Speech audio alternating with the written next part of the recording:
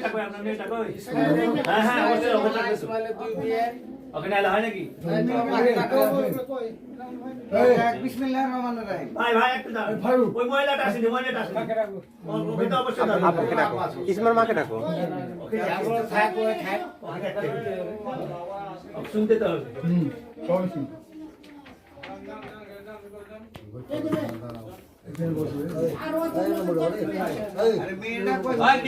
মেয়েটা কই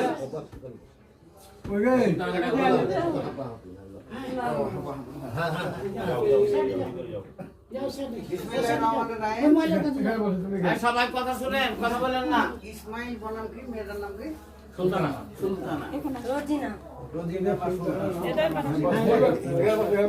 ওখানে জায়গা আছে তো আপনি বসেন। দীর্ঘদিন ইসলামিক সরাসরি নিয়ম মোতাবেক বিবাহ থেকে ঘর সংসার করেছে। যাই হোক, এটাও আমাদের ধর্মের বিধান আছে, না চললে ছেড়ে দিতে হয়।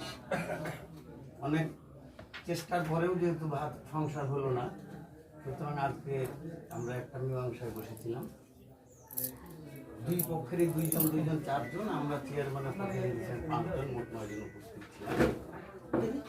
দীর্ঘ সময় আলাপ আলোচনা অন্তে সর্বসাকল্য, মানে গরু বছর দায় দেনা যা আছে সর্বসাকল্য ছেলে মেয়েকে 1 লক্ষ টাকা প্রদান করবে। 1 লক্ষ টাকা, আর কানের ঋণটা ফিরিয়ে দিবে। তার মেয়েকে তো দিয়েছে এবং সেটা ফিরিয়ে দেওয়া দিয়ে আপোষ তালাক হয়ে যাবে। আপোষ তালাক হয়ে খোলা তালাক হয়ে যাবে। আর জিনিসপত্র তালিকায় যা আছে সবগুলো তাকে বুঝিয়ে দিবে। এটা তো তার নিয়ে যাওয়া জিনিস। কখন? হ্যাঁ, এই আজকে আমাদের সিদ্ধান্ত হয়েছে। বাদ বাকি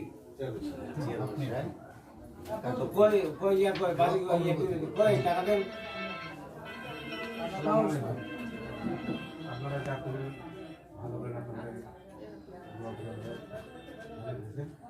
20টা হয়তো মাপ দিচ্ছে, 20টা হয়তো মাপ দিচ্ছে।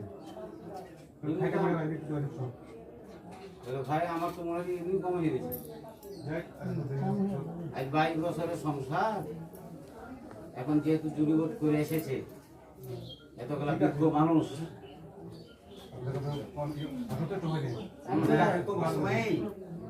তোমার চাইতে ওই মেয়েটার অসন্তুষ্ট আরো বড় কারণ আছে। 22 বছর সংসার তাকে ছেড়ে চলে আসতে হয়েছে। ঘটনা হচ্ছে যে তোমাদের ভিতরে মানবিক কোনো অনুভূতি আমরা লক্ষ্য করি না। কথা শেষ করতে দাও। মানবিক কোনো অনুভূতি এখন পর্যন্ত 4টা সন্তানের মা মানুষ দ্বিতীয় বিয়ে করেও কিন্তু ওই বউ ছাড়ে না, স্বেচ্ছায় বুঝে ছেড়ে দিল। 1 লক্ষ টাকা বড় কথা নয়।